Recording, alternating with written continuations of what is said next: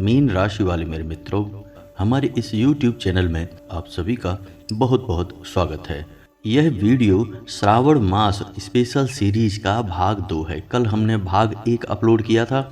आप लोगों ने उसे बहुत प्रेम दिया और सच्चे मन से उस वीडियो को देखा। हमें बहुत अच्छा लगा और इससे हमें यह भी ज्ञात हो गया कि आप लोग शिव को कितना प्रेम करते हैं। आप बिल्कुल बेफिक्र रहिए, क्योंकि भगवान भोलेनाथ भी आपसे उतना ही प्रेम करते हैं। हो सकता है कि जाने अनजाने की गई आपकी किसी गलती की वजह से भोलेनाथ आपसे कुछ समय नाराज हो जाएं, लेकिन जल्दी ही आपसे मान भी जाएंगे। तो दोस्तों, हमने कल के वीडियो में यह आपको बतलाया था कि किस चीज़ को चढ़ाने से, यानी शिवलिंग पर क्या अर्पित करने से हमें कौन से फल प्राप्त होते हैं। हमने उस वीडियो की लंबाई अधिक होने की वजह से सीरीज को बीच में रोक दिया था, तो आज हम वहीं से शुरुआत करेंगे और उन्हीं बातों को आगे बढ़ाएंगे। आज के इस वीडियो में भी हम इसी विषय पर चर्चा करेंगे कि कौन सी चीज़ों को चढ़ाने पर भगवान शिव किस प्रकार की कृपा आपको देते हैं। दोस्तों, इसमें बताने वाली बात यह है कि कुछ मंदबुद्धि लोग हमारे समाज में मौजूद हैं, हमारे आसपास ही होते हैं। वे आपसे इस प्रकार के कुतर्क कर सकते हैं कि भगवान भोलेनाथ को भी क्या चीज़ों की ज़रूरत पड़ती है, उनको तो कोई भी सामान नहीं चाहिए, वे तो इस संसार से अलग रहते हैं, महादेव हैं, उन्हें आप क्या देंगे, हम उन्हें कुछ नहीं दे सकते, वगैरह वगैरह। इस तरह की बातें करके आपको भ्रमित करने की कोशिश करेंगे। तो दोस्तों, इसका जवाब यह है कि आप अपने परिवार को ही लीजिए। परिवार में एक मुखिया होता है, वह पिता हो सकता है या फिर आपके दादाजी हो सकते हैं। कोई भी एक इंसान जो परिवार का मुखिया होता है, उसे आप भोलेनाथ समझ लीजिए कुछ देर के लिए। अब वह जो घर का मुखिया है, पिता है, वह घर को हमेशा चलाता रहता है, सुचारू रूप से मेहनत करता है और हर एक को उसकी मनचाही चीज़ें देने का प्रयास करता रहता है, हर एक को खुश रखता है। लेकिन कोई एक इंसान है जो उस पिता का भी ख्याल रखता है और समय समय पर, जैसे उस पिता का जन्मदिन आया तो उसे कुछ छोटा सा उपहार दे दिया या फिर एक छोटा सा ग्रीटिंग कार्ड ही दे दिया। इससे होगा क्या? उस पिता को उस बच्चे से कुछ भी नहीं चाहिए, ना ही वह इसकी कोई कामना करता है, लेकिन उस बच्चे ने अपने इस कार्य से पिता का ध्यान अपनी ओर आकर्षित अवश्य कर लिया। अब वह पिता का अधिक प्रिय बालक बन गया। तो ऐसा ही कुछ हम भी करते हैं दोस्तों, कि हम भगवान भोलेनाथ को जो चीज़ें अर्पित करते हैं, उनसे भोलेनाथ का ध्यान हमारी ओर आकर्षित हो जाता है। यह ध्यान को आकर्षित करने की विधि है। इसका मतलब यह नहीं कि हम भगवान भोलेनाथ को जो अर्पित कर रहे हैं उसकी उन्हें ज़रूरत है। कुछ लोग ऐसे कुतर्क करते हैं कि भगवान को हम दूध क्यों चढ़ाएं, क्या उन्हें दूध की आवश्यकता है? जी नहीं, उन्हें किसी चीज़ की आवश्यकता नहीं है और हमारा तो इतना बल भी नहीं कि हम भोलेनाथ को कुछ अर्पित कर सकें, इतनी हमारी हैसियत ही नहीं है। लेकिन हम तो उनके छोटे छोटे बालक हैं और हम अपने इन छोटे छोटे प्रयासों से अपने परम पिता को प्रसन्न करने का प्रयास करते हैं, उनका ध्यान आकर्षित करने की कोशिश करते हैं, जिससे उनकी अधिक कृपा हमारे ऊपर बरसने लगती है। जी हाँ दोस्तों, तो उम्मीद है कि आपको यह सब बातें समझ में अच्छी तरह से आ चुकी होंगी। दोस्तों, श्रावण का पवित्र मास चल रहा है, सब कुछ शिवमय है, जहाँ देखो वहाँ शिव के दर्शन हो रहे हैं और आप भी इस पवित्रता का एहसास अपने मन में बनाकर रखें। सुबह शाम दिन रात जब भी आपको समय मिले, शिव का नाम जपना ना भूलें, शिव शिव कहना ना भूलें और भगवान भोलेनाथ का नाम लेने के लिए ना तो कोई समय की पाबंदी है और ना ही कोई विशेष परिस्थिति की आवश्यकता है। आप जिस जगह पर जिस परिस्थिति में हैं, वहाँ भोलेनाथ को याद कर सकते हैं। तो चलिए दोस्तों, वीडियो में आगे बढ़ते हैं, लेकिन आपसे एक निवेदन है कि कमेंट में पूरे भक्ति भाव के साथ जय माँ भद्रकाली अवश्य लिखें, ओम नमः शिवाय अवश्य लिखें। माँ भद्रकाली और भगवान भोलेनाथ आपके ऊपर कृपा बनाए रखेंगे। तो दोस्तों, हम आपको बता दें कि भगवान भोलेनाथ को आपके अंदर एक चीज़ ऐसी है जो बिल्कुल भी पसंद नहीं है और आप भगवान के क्रोध के भाजन बन सकते हैं, और वह चीज़ है अभिमान। हो सकता है कि आपको ऐसा लगता हो कि आपके जीवन में बहुत परेशानियां हैं, आपको तो कुछ मिला ही नहीं है, केवल मेहनत ही हुई है, बदले में कुछ आपको परिणाम तो मिले ही नहीं हैं। फिर भी आपके अंदर एक ऐसा गुण, एक ऐसी विद्या या कोई एक ऐसी खास बात भगवान ने अवश्य दी है जिसमें आप काफ़ी पारंगत हैं और उस चीज़ का आपको हल्का सा अभिमान भी है। जी हाँ दोस्तों, जैसे कि कोई एक मैकेनिक है जो इतना कुशल है कि उसे अपनी इस विद्या पर अभिमान हो जाता है।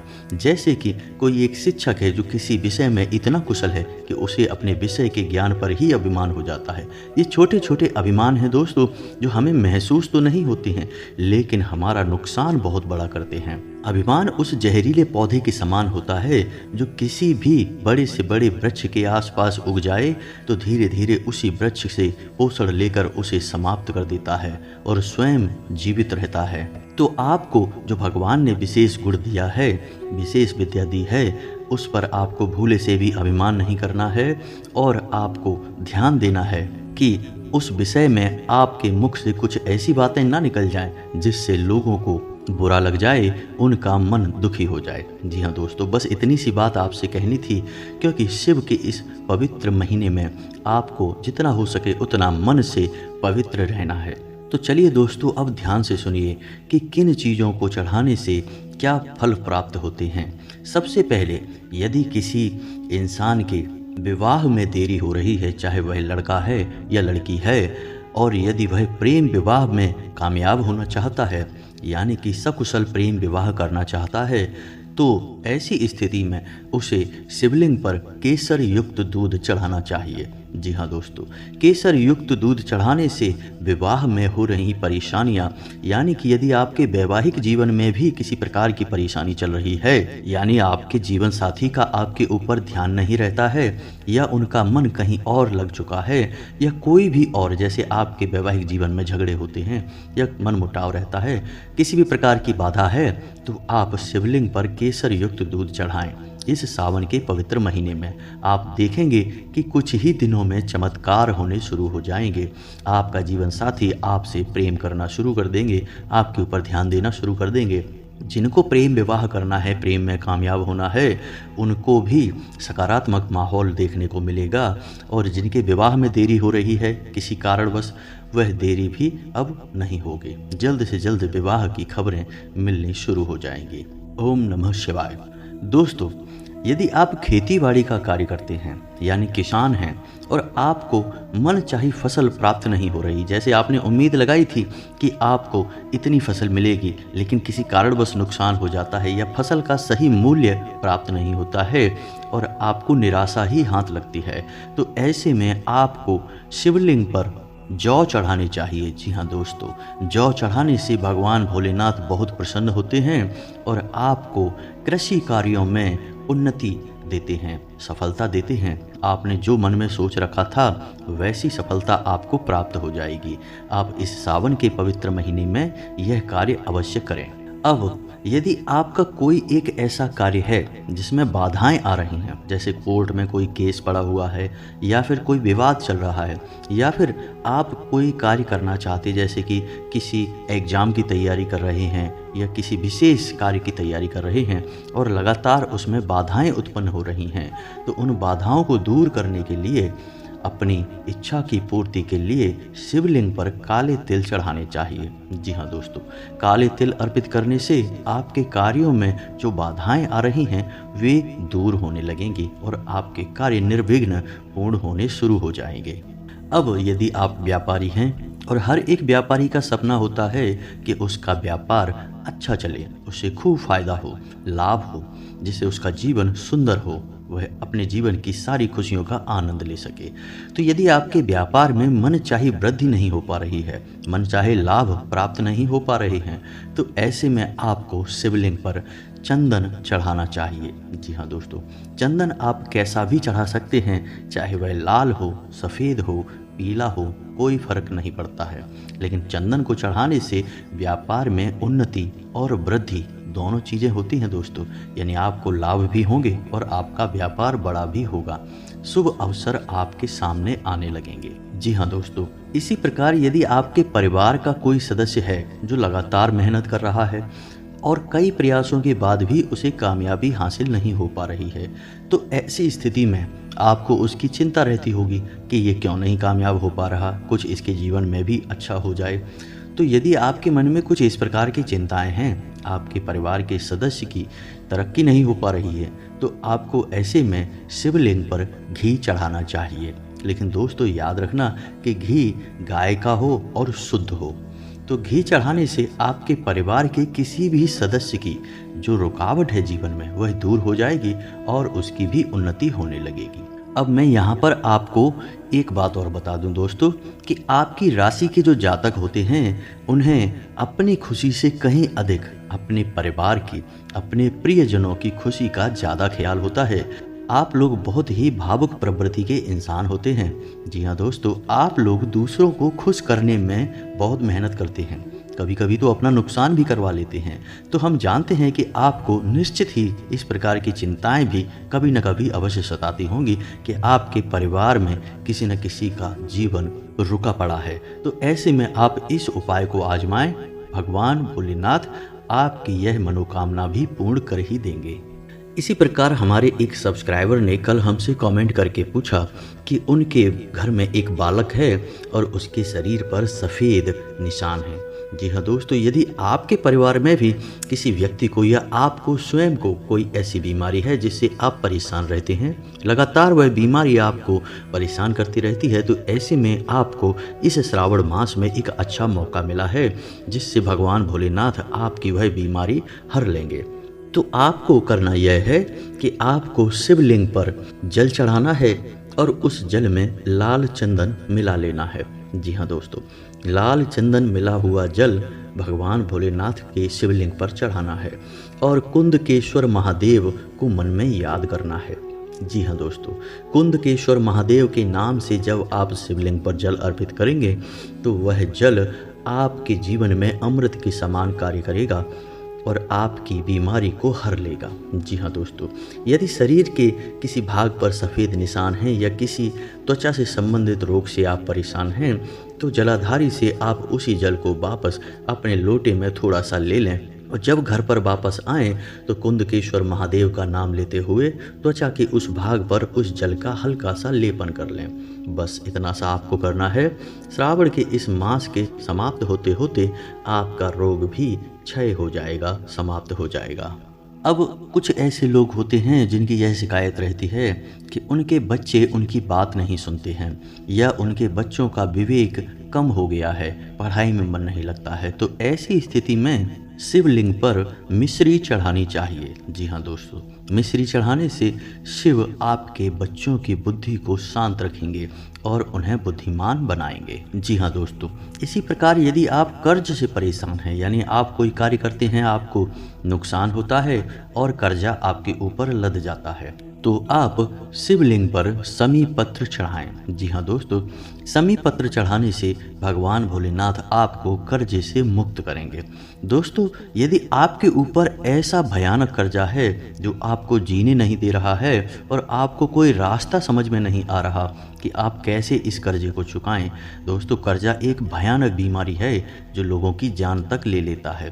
तो यदि आपके पास भी ऐसा ही भयानक कर्जा है तो इसके लिए भगवान भोलेनाथ का एक बहुत ही अचूक उपाय है दोस्तों। इसके ऊपर हम पहले भी एक वीडियो बना चुके हैं, लेकिन आपको यदि वीडियो चाहिए तो हम एक और वीडियो बनाकर विस्तार से आपको यह उपाय समझा देंगे। इसे बटकेश्वर महादेव उपाय कहा जाता है जो आपको कर्जे से मुक्ति दिलाएगा 100%। हजारों लोगों पर आजमाया गया यह उपाय है और यह बहुत ही शक्तिशाली है। कुछ ही महीनों में आपको इतना धन और वैभव देगा कि आपका संपूर्ण कर्जा तो चुक ही जाएगा और आपका जीवन भी बहुत ही सुंदर हो जाएगा। इसी प्रकार दोस्तों, यदि आपके घर में यह समस्या है कि आपके घर में पैसा आता तो खूब है, यानी आपकी आमदनी अच्छी होती है, लेकिन पैसा बाहर भी चला जाता है, यानी आप उसे रोक नहीं पाते हैं। जैसे ही पैसा घर में आता है कुछ न कुछ ऐसा जीवन में होने लगता है कि वह पैसा चला भी जाता है, यानी जिस प्रकार आया उसी प्रकार चला गया। आपने उसका विशेष लाभ भी नहीं ले पाया और वह पैसा चला भी गया, आप जस के तस हो गए।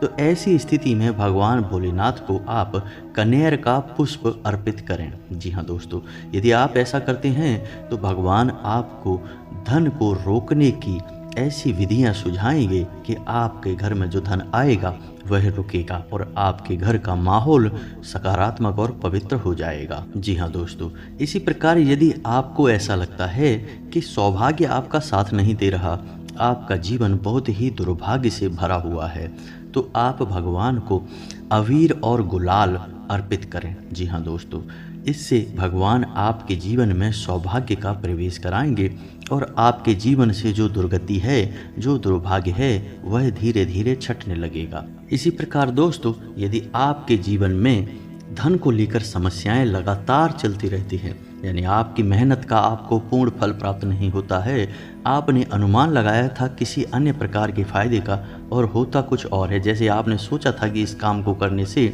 आपको 10,000 रुपये, मानकर चलते हैं कि 10,000 रुपये का फ़ायदा होना है, लेकिन आपको होता है 1,000-2,000 का ही फ़ायदा, तो आपको निराशा हासिल होती है।